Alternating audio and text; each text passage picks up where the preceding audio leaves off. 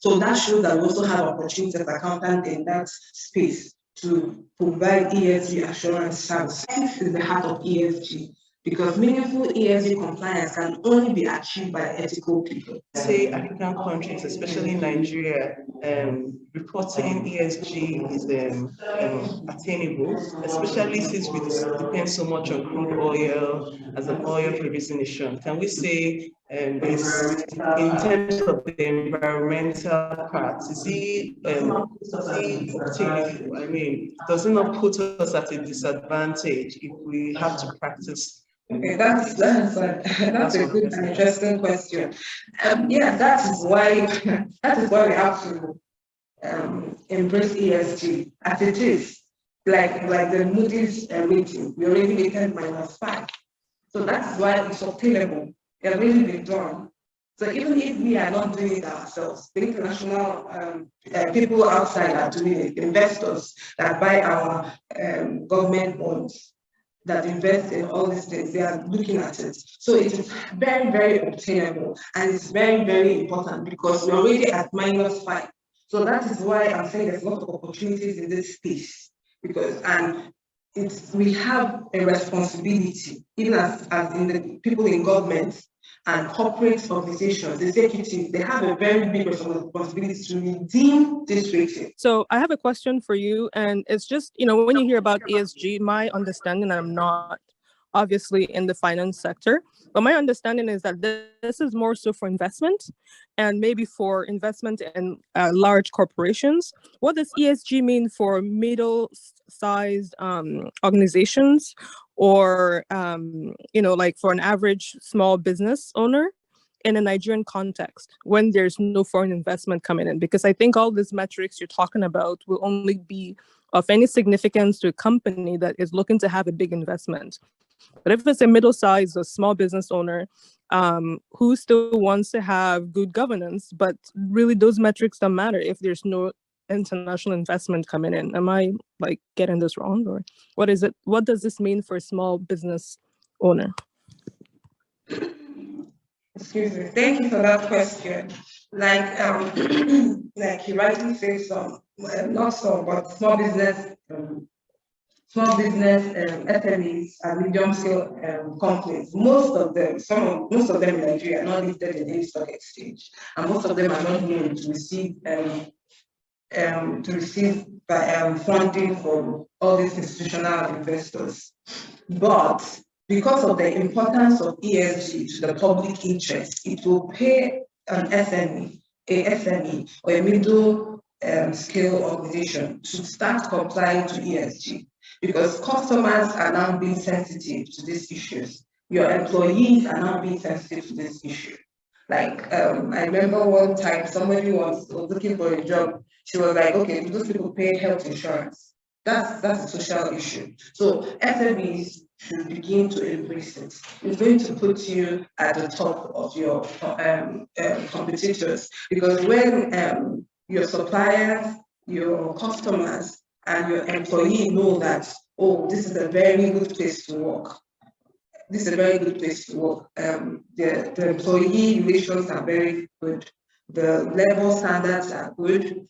DEI is okay. There's equity. There's no nepotism and discrimination. There will be productivity. Productivity will be high because in places where you have toxic environment in the workplace, productivity is always low. So SMEs don't scale through. They die off along the road because of poor governance issues. So these things also apply to SMEs. Even if you're not getting any funding, it applies to your sustainability. I hope that answers your question. No, that totally makes sense. I see the social aspect of it. Now, one last question and then I'll shut up. When you look at some of these metrics for trying to measure the outcome or performance of ESGs, or even the Pricewater study that you quoted. I mean, these are all studies that are done in the West. And so there's a different culture of business and a different culture in the society. Some of these, aspects of ESG that you talked about, like DEI, or in Canada, we call it EDI, are culture that is now sort of people are aware of it. I'm not sure what this, means for an average Nigerian or an average African, where some of these aspects of ESG is not still within the culture of the business or even the culture of the society. And so some of these metrics that are being introduced, like you said, it's still evolving for assessing ESG performance. I don't know how well those metrics will apply in Nigerian context, where society is structured different and where the culture in the workplace will be different because we do things different in Nigeria. So what is your take on that?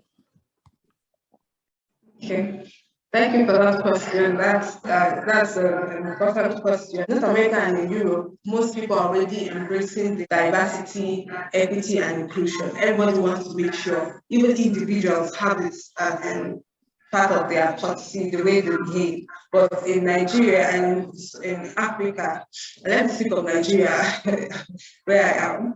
So these cultures it's unfortunate that these things are not imbibed in our culture. That the culture is wrong does not mean that is right.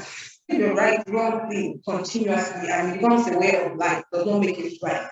So we have to, that is part of the reason I said our role as an accountant, as an individual, we need to start understanding the impacts of this of ESG on your operations and also on your daily activities. We need to start understanding them and changing our way of doing things.